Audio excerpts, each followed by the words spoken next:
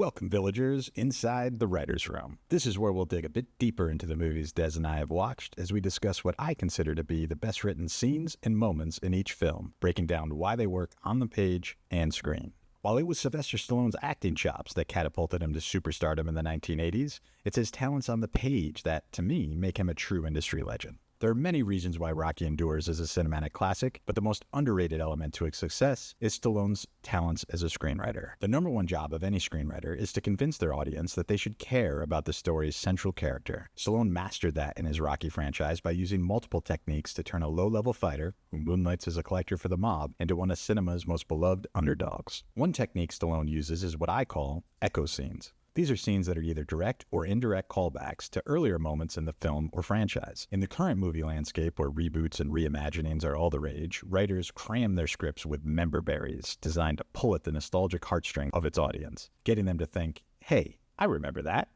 In small doses, that can be fun. But if all you're doing is just repeating lines or scenes without adding something new to them, it runs the risk of becoming boring and predictable for the audience. Stallone doesn't fall into that trap in Rocky's echo scenes. Stallone didn't just cut and paste lines from earlier scripts. Instead, he used familiar setups to elevate the struggle of his characters by creating an emotional echo of an earlier scene.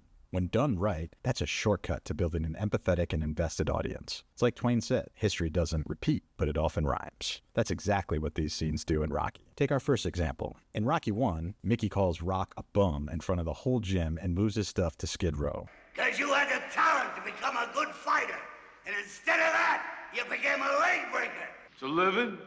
It's a waste of life. This is Rocky's lowest point, and it was directly caused by Mickey's disappointment and what he sees as Rocky's wasted potential. Just a day or two later, once Mickey learns Rock's been given a shot to fight Apollo for the title, he has to go back to Rocky, hat literally in hand, and beg the man he just insulted for a job, knowing Rocky is more likely to throw him out than he is to hire him. It's Mickey's lowest point in the film, but his entire future rides on it. You move like him, and you got heart like he did. I got heart, but I ain't got no locker, do I, Mick? This scene, still one of my favorites in the whole franchise, is a powerhouse of writing and acting by Stallone and Meredith both. Stallone starts off by having the beaten-down, arthritic manager climb the Mount Everest of stairs just to knock on Rocky's apartment door. It's a beautiful way to visualize the hole Mick dug for himself and just how far he's willing to go to climb out of it. Stallone echoes this moment in Rocky 2. After the fight with Apollo leaves Rocky partially blind in one eye, he retires. But after his commercial career flames out and times get tight, Rocky finds himself once again staring down the barrel of becoming just another bum from the neighborhood. Fighting is his way out, but he needs Mickey to pull it off. He knows Mickey will say no, but Rocky has no other options. He has to ask, just like Mickey in the first film. And just like Mickey, Rocky has to summon a huge flight of stairs to ask for something he knows Mickey will say no to. It's a complete reversal for both characters, underlined by how much it echoes Mickey's earlier scene in the first film. By setting the scene up this way, Stallone created a cheat code to get the audience to empathize with Rocky's plight. They recognize the setup, consciously or not, and understand how much Rocky must need this fight, how much he needs Mickey, without Rocky having to do anything more than climb a flight of stairs. This scene works even if you haven't seen the first film, but those who have can enjoy an additional layer of emotional depth because Stallone made it an echo from the first film.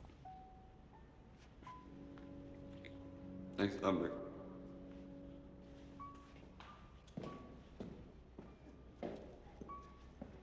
A different example of this comes in Rocky 3, when Rocky confronts Mickey about lying to him about his title defenses. In the first film, when Mickey is trying to sell Rock on the idea of needing a manager, he goes into great detail about how his own career was derailed due to unscrupulous managers who didn't protect him. I never had no management. That's the trouble. But now I got all this knowledge. I got it up here. Now I want to give it to you. I want to give you this knowledge. I want to take care of you. I want to make sure that all this shit that happened to me doesn't happen to you. Mickey shows off his cauliflowered ear, talks about being punched in the cheek with a nail, and turns his entire career into a cautionary tale, all to make the point to Rocky that a good manager's job is to protect their fighter. It's a small moment, but one that lingers because it's the first time Mickey shared his life story with the audience, and with Rocky. In Rocky 3, this moment comes full circle. Rocky and the audience learn Mickey meant every word of what he said in that scene. Mickey not only trained Rocky for 10 successful title defenses, he kept him safe while doing so, handpicking opponents who weren't killers like Clubber Lang. When Rocky confronts Mickey about it, where does it happen? In Mickey's bedroom. Granted, the guest room in Rocky's mansion is a major step up from Rocky's one-room shack, but the setting was picked intentionally to echo back to the scene in the first film. Once again, Stallone flips the character's emotional states. In one, it's Rocky who's going through his mail, playing darts, disappearing in the bathroom, doing anything and everything to avoid talking to Mickey. In Rocky 3, though, it's Mickey who's trying to pack, trying to do anything he can to avoid talking to Rocky about this subject. It's a brilliant payoff to a conflict Stallone set up 2 movies prior. All these scenes would work on their own because they're well-constructed, well-written, brilliantly performed and directed. But when you step back and consider them in relation to their echo counterparts, you discover they hold even more emotional depth than we see at first glance. That's great writing, and Stallone does it better than most people realize. Until next time, thanks for stopping by the Writers' Room at Video Village.